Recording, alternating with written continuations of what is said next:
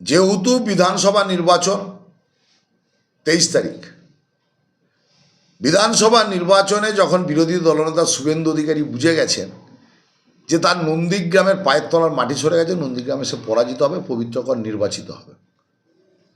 যিনি বলতেন নন্দীগ্রামের নাকি তিনি কুটুম্ব আত্মীয়, তাই আজকে ধর্মেন্দ্র প্রধানকে গুজরাট থেকে ধরে নিয়ে আসতে হচ্ছে, উত্তরপ্রদেশ থেকে নিয়ে এসে তাকে বুতে বুতে মিটিং করাতে হচ্ছে। ধর্মেন্দ্র প্রধানকে বসে আত্মীয়দেরকে বোঝাতে হচ্ছে যাতে আত্মীয়তাটা রাখে, সেই জন্যে যাতে তৃণমূল কংগ্রেসকে দুর্বল করা যায়।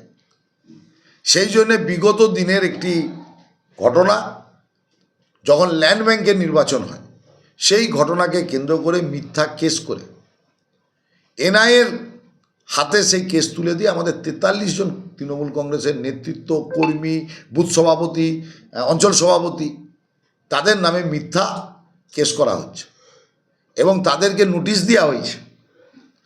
বাড়িতে বাড়িতে যে নোটিশ ধরানো হচ্ছে, আমরা এখনও অবধি জানতে পেরেছি যে কয়েকজন নোটিশ পেয়েছে, যাদেরকে 17 তারিখ ডেকেছে।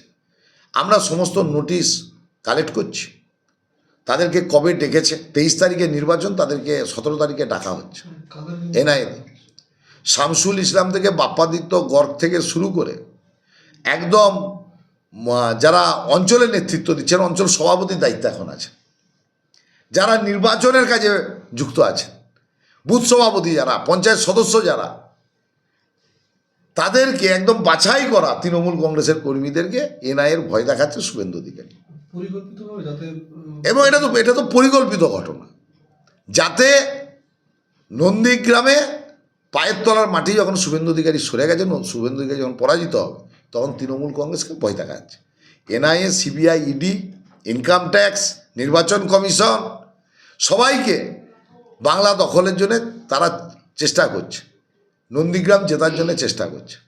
তার বড় নিদর্শন আজকের এই নোটিশ, যে ঘটনা আজ থেকে 8 মাস 9 মাস আগে ঘটেছে, তার নোটিশ নির্বাচনের মুখে আজকে দেওয়া হচ্ছে, 12 দিন পর নির্বাচন।